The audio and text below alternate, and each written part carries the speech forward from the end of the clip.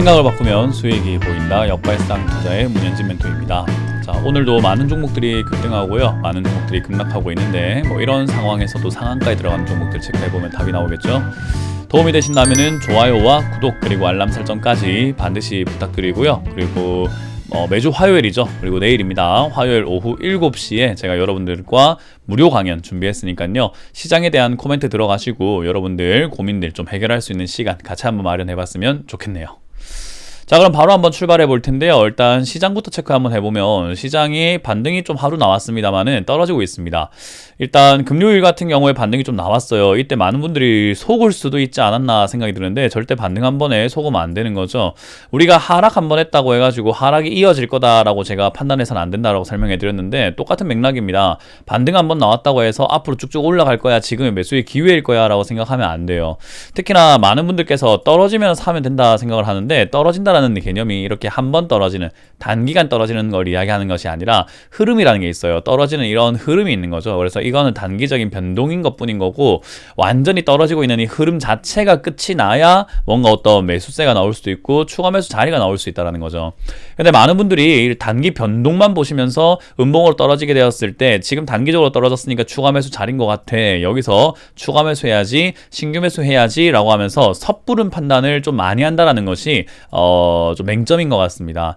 그래서 이 지수의 흐름은요, 지금 단기적으로 한 번, 두 번 나오고 있는 이런 변동인 것 뿐인 거고요. 이 변동이 어떻게 이어질지, 여기서 위쪽으로 다시 가면서 하나의 상승 추세, 여기서 올라갔다 내려갔다 올라갔다 내려갔다 반복하다가 올라가는 이런 상승 추세가 나오게 될지, 아니면 여기서 변동이 좀 심해졌다가 밑으로 무너지는 어떤 하락의 추세가 나오게 될지는 좀 지켜봐야 되는 부분인 거예요. 만약에 하락의 추세라고 한다면 지금 추가매수 하고 있는 분들은 전부 다 지금 섣불을 판단하고 있는 거고 잘못된 투자를 하고 있는 거거든요. 만약에 올라가게 된다면은 지금 추가매수 한 것은 어떻게 보면 절호의 찬스였고 아주 좋은 선택이 될지는 모르겠지만 아직 모르는 거예요. 그래서 벌써 베팅을 넣는 거와 같은 거죠. 여기서 추가매수 하고 있는 분들은 이건 무조건 올라가는 거야 라고 사고 있는 거고, 잘못된 투자인 거죠. 근데 아무것도 하지 않는다라고 해서 하락에 베팅하는 것은 아니에요. 그래서 아무것도 하지 않는 것은 지켜보고 내가 다음 패를 좀 보고 결정을 할게 라고 하는 거기 때문에 지금은 올라갈지 내려갈지에 대해서 여러분들이 좀 고민을 한번 해보시는 것이 좋지 않나. 지금은 저점을 또 무너뜨리고 내려가게 된다면 단기 반등 이후에 떨어지는 패턴이 나오게 될 수 있으니까 오히려 물렸을 때 좋지 않은 그림이 나오고, 내가 소중히 모아놨던 현금을 추가 매수를 하기 위해서 아껴놨던 그 현금을 지금 섣불리 여러분들이 적극적으로 막 쓸 필요가 있을까라는 생각을 저는 해보게 됩니다. 그래서 지금은 추매 이런 거 안 하시는 게 제일 좋다 생각이 들고요. 특히나 삼성전자를 제가 지금 시장에서 좀 중요하게 봐야 된다 설명해 드렸는데 89,000원짜리 이 자리가 무너진다는 것은 굉장히 의미가 있는 자리인 거거든요. 그래서 89,000원이 무너지고 반등이 나왔다가 떨어지고 있는 자리죠. 제가 이렇게 나올 수 있다 했죠. 돌파, 지지 반등이 이렇게 나갈 수 있듯이 떨어지지 않고 버텼던 자리는 무너지고 반등 맞고 떨어질 수 있습니다 라고 분명 지난주 역발상을 통해서 알려드렸는데 그런 흐름이 나오고 있다라는 거예요. 제 생각과 지금까지의 흐름에서 이렇게 무너지고 반등 맞고 떨어지는 경우들이 진짜 많았는데 이번에도 그런지 안 그런지는 아직은 확신할 수는 없습니다. 100% 이거는 하락의 징조입니다 라고 할 수는 없습니다만은 모양이 예사롭지 않잖아요. 제가 예상했고 제가 말했던 대로 진행이 되고 있다는 것은 1단계, 2단계, 지금 이제 3단계가 나올 수 있는 자리라는 것을 우리가 생각해 봐야 되겠죠. 3단계가 나오지 않고 올라가서 다시 또 85,000원대까지 회복이 된다면 그나마 또 다른 이야기가 되겠지만 지금 상태에서는 이거 잘못하면 진짜로 그렇게 되는 거 아니야? 약간 노심초사하면서 약간은 경계하면서 바라봐야 되는 시점인 것 같습니다. 그래서 삼성전자 들고 있는 분들은 역시나 반등 때 제가 손절하는 것이 좋다라고 말씀드렸는데 추가 매수는 절대 안 된다, 신규 매수도 절대 안 된다 설명해 드렸는데 그 점 잘 지켜내시길 바라도록 하겠습니다. 자, 일단 오늘 어떤 기업들이 올라오는가 보게 된다면요, 상당히 많은 기업들이 그래도 올라오고 있습니다. 상한가에는 4종목이네요. 올리패스, 네이처셀, 서울리거, 이현제약 보이고요. 상한가 근접으로는 10% 이상 올라온 종목들이 일정 실업부터 해서 아이진까지 15종목이 보여집니다.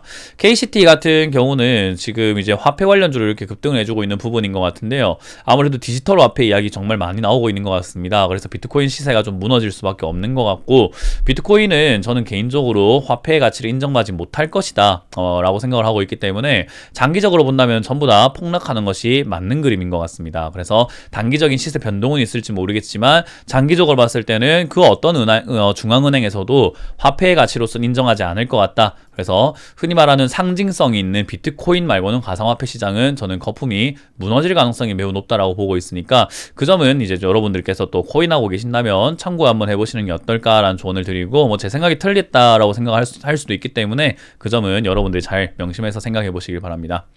시장이 오늘 좀 밀리는데 지난번 밀릴 때랑 좀 다른 것 같아요. 지난번에 밀릴 때는 10% 이하로 떨어지는 종목이 별로 없었는데 오늘은 하한가에 한 개 10% 이하로 떨어지는 게 또 13개나 됩니다. 하나하나 살펴보게 되면 LNK 바이오 같은 경우는 오늘 좀 빠지고 있는데 하한가죠. 이거 왜 하한가 같지? 라고 보게 되면은 없어요. 이유가 없어요. 그 말은 많이 올라왔고 뭐 내부 악재가 있거나 했기 때문에 빠진 건 아닐까라고 생각해 볼 수 있거든요. 역시나 이렇게 급등한 종목들 위에서 고가놀이 할 때 사면은 변동이 너무 심하기 때문에 대처가 안 된다면 물리는 건 당연하다라고 보시면 되겠습니다. 그래서 이 종목을 그런 관점에서 보시는 게 좋을 것 같고요. 지금 당장은 대처법은 없기 때문에 기다려 보셨다가 15,000원까지 기다린 이후 반등 나올 때 매도하는 것이 조금 더 현명한 방법일 것 같다는 조언을 드려보도록 하고요. 메리츠 화재 금리 인상과 배당 성향 축소에 급락했다고 하는데, 금리 인상을 하게 되면은 금융주가 좋을 거다, 보험사, 금융사, 은행 뭐 다 좋을 거다라고 하는데 저는 좀 생각이 달라요. 금리 인상을 하게 되면 오히려 이런 쪽들의 리스크가 더 크다라고 생각하고 있기 때문에요. 저는 당연히 이렇게 떨어지는 게 맞지 않나 생각을 하고 있고, 역시나 메리츠 증권 이런 것도 같이 떨어지는 모습이고요. 메리츠 금융지주가 떨어졌는데 저는 금융주들 더 떨어질 수도 있다, 그리고 다른 종목들도 다 따라갈 가능성도 크기 때문에 조심하자라는 전략을 드릴 수 있겠습니다. 그 외에 급등한 종목들 위주로 많이 빠지고 있고요. 에코마이스터처럼 이렇게 힘든 기업들 밑으로 많이 밀려 내려가고 있단 말이죠. 그래서 이런 기업들과 뭐 이렇게 감자, 병합 이런 걸 통해서 정지가 풀려 나오는 종목들도 좋은 이슈로 감자한 것은 아니기 때문에 밀려 내려간다라는 거 참고하시면 되겠습니다. 그래서 지금은 종목 어떻게 선정하냐에 따라서 정말 지뢰밭이 될 수 있는 기업이 많다 보니까 조심하시는 게 어떨까 싶은데, 그 지뢰밭 중에 하나가 또 오늘 올라와 있는 걸 확인할 수가 있는데요. 네이처셀입니다. 네이처셀 같은 경우는 정말 많은 분들의 눈물을 흘리게 만들었던 기업이기도 하고, 급등락을 반복하면서 줄기세포가 가짜다 진짜다 뭐 이런 이야기로 많이 급등락을 했었어요.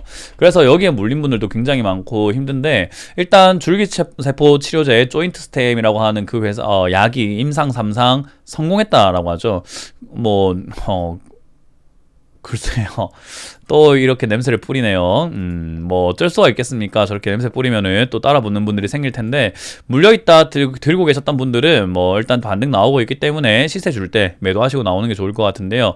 이렇게 임상 성공 이야기가 나오게 되면 보통 2연상 가는 경우도 많기 때문에 이거는 아마 2만원 이상까지도 시세 낼 수 있지 않을까 싶습니다. 그때 잘 매도하시길 바라겠고, 뭐 제 방송 보시는 분들 중에서는 여기 이슈에 속아가지고 또 매수하시는 분들은 없기를 바라겠습니다. 서울리거가 또 올라오고 있습니다. 서울리거 뭐 어느 회사인가 이름 자체는 뭐 맥주를 만들 것 같기도 하고 라거 그런 거 할 것 같기도 한데 좀 달라요. 이 코로나 방호복 이런 걸 만드는 회사라고 보시면 좋을 것 같습니다. 이름을 왜 리거라고 했는지 잘 모르겠으나 적자가 매우 심해지고 있는 기업이에요. 그래서 코로나 관련주로 방호복 관련주, 그리고 경영 지원, 화장품 유통 이런 걸 다 하고 있지만 돈을 못 벌고 있습니다. 그래서 매출도 줄고 적자도 많이 나고 있는 기업이다 보니까 이게 올라올 만한 기업인가 했을 때는 그건 아닌 것 같죠. 그래서 역시나 이렇게 방호복 좋을 거야, 코로나 때문에 백신 이런 것 때문에 좋을 거야 라고 매수하셨던 분들은 이번 상승을 통해서 나가는 게 어떨까 싶은데요. 일단 거래량이라던가 이런 것들을 한번 체크 한번 해봤을 때 이거는 이번에 2,000원대까지 한번 솟구쳐 올라가 보겠다라는 의도로 좀 보여집니다. 그래서 여기 정도까지는 올라갈 수 있겠다. 그 이상은 좀 버겁지 않을까라고 생각을 하기 때문에 원형 바닥 만들면서 오르락 내리락 반복하면서 갈 것 같습니다. 그 사이에 아마 2,000원대 이상까지의 윗꼬리가 좀 달릴 가능성으로 보여지니까 그때 잘 정리하시는 거 어떨까? 접근하지 않는 것을 추천드려 보도록 합니다. 그리고 이연제약이 급등했습니다. 이연제약 왜 급등했나 라고 보니까 뭐 딱히 이유가 없네요. 2,900억 정도의 대규모 투자를 하겠다, 충주 공장에 2,900억 짓겠다라고 했는데, 회사가 그 정도의 뭐 메리트가 있는 회사인가요? 라고 했을 때 아니 영업이익이 25억, 66억, 17억인데 2,900억 대규모 투자를 한다고요? 5월 14일에 800억 규모의 유상증자 전환 사채 발행 결정을 했는데, 저런 돈들을 모아가지고 2020년까지 2,290억, 2,900억 투자한다고 하는데 글쎄요, 전 좋아 보이진 않네요. 왜냐하면 공격적인 투자가 어떻게 보면 진짜로 뭐 정말 잘 될 가능성도 있지만 리스크가 굉장히 큰 거예요. 아무래도 투자했는데 실패하게 되면 그 돈 다 날리게 되는 거잖아요. 우리 사업을 생각 한번 해보시면 됩니다. 간단하잖아요. 사업을 열었는데 치킨집 차렸는데 빚내가지고 또는 투자받아서 했는데 안 되면 망하는 거니까. 그런 걸 생각해봤을 때 이렇게 투자한다라는 것 자체가 어마어마하게 주가를 이렇게 급등시킬 만한 내용인가라고 한다면 글쎄요, 아닌 것 같아요. 오히려 지금 유상증자라든지 이런 자금 조달을 위해서 기업들이 좀 주가를 일부러 끌어올리고 있는 것은 아닌가. 왜냐하면 주가가 올라가게 되면 지분율 희석이 좀 줄어들게 됩니다. 왜냐하면 2만 원에 발행해야 될 주식을 뭐 3만 5천 원에 발행하게 되면은 1,000억을 모으는 데 있어가지고 당연히 주식 발행 수가 달라지게 되겠죠.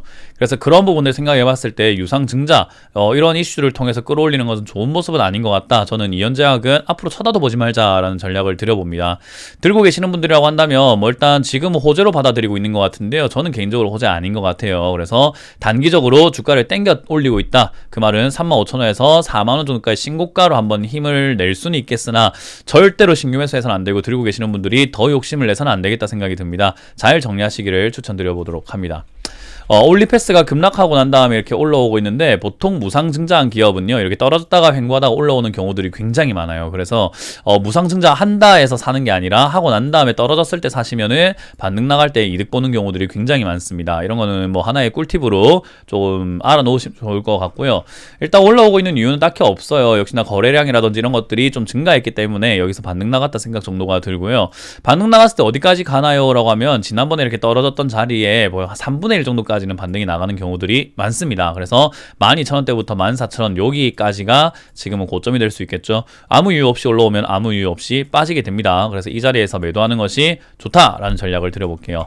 자, 상한가에 들어간 네 종목을 보니까 개별 테마가 있거나 개별 호재가 있는 종목 말고는 딱히 이렇다 할 만한, 올라올 만한, 그리고 매력 있는 종목이 없다라는 걸 여러분들도 알아차릴 수 있겠죠. 역시나 매력이 있는 시장은 아닌 것 같습니다. 지금은 여러분들 자칫 잘못하면 정말 크게 다칠 수 있는 시장이기 때문에 신규 매수와 추가 매수는 잠깐만 쉬어보자. 이거는 아마 이번 주 정도 또 지켜봐야 되지 않는가. 일단 지금은 좀 관망해야 되는 장세이기 때문에 섣부른 판단과 행동을 하지 않는 것이 가장 좋다라는 것을 모든 투자자분들께 알려드리도록 하겠습니다. 자, 이렇게 오늘 마쳐보도록 하겠습니다. 지금까지 문현진 멘토의 역발상 투자였습니다. 고맙습니다.